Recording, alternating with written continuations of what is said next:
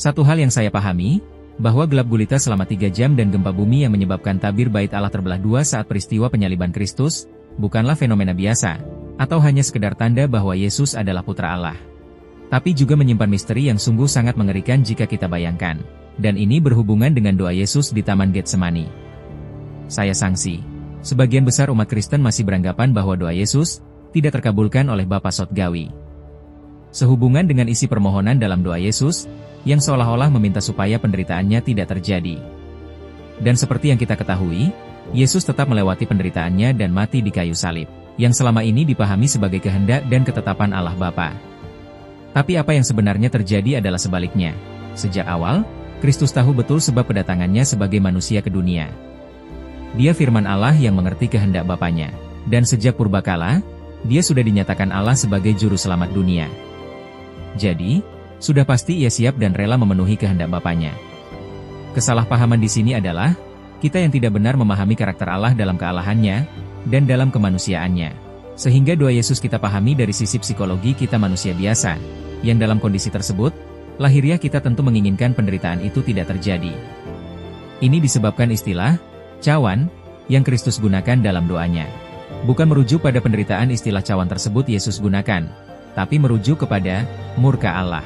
Dan murka Allah ini, dimaksudkan agar tidak terjadi saat Kristus dianiaya oleh orang-orang berdosa, yang dapat menyebabkan kegagalan misi penebusan. Karena bagaimanapun, Allah adalah otoritas tertinggi di alam semesta ini, dan dia berkuasa merubah maupun menentukan segala ketetapannya. Hal itulah yang ditakutkan Kristus bahwa Allah mengasihinya dan mampu merubah ketetapannya dengan caranya sendiri. Yohanes 3 ayat 16, karena begitu besar kasih Allah akan dunia ini, sehingga ia telah mengaruniakan anaknya yang tunggal, supaya setiap orang yang percaya kepadanya tidak binasa, melainkan beroleh hidup yang kekal. Jadi, inilah yang sebenarnya terjadi, bahwa permohonan Kristus dikabulkan, dan kehendak Allah terjadi, serta misi penebusan dosa terlaksana. Mengherankan bukan? Tapi itulah kenyataannya Tuhan Allah kita. Dia pemenang, dan menang seluruhnya.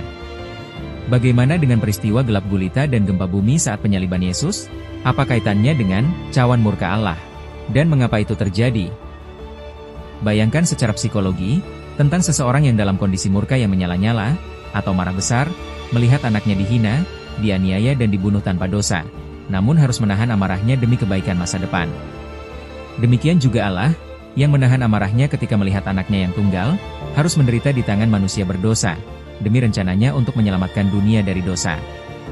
Dalam kesedihannya, dunia merasakan gelap gulita selama 3 jam lamanya, yang seakan-akan, Allah menutup matanya saat putra yang dikasihinya mati di kayu salib. Dan dalam menahan kegeraman murkanya, dunia merasakan gempa dahsyat yang mampu membelah tabir bait Allah menjadi 2. Dan apa yang terjadi yang kita syukuri bahwa murka Allah tidak terjadi, dan Kristus menang mengalahkan dunia, sehingga setiap orang dapat beroleh keselamatan dalam namanya.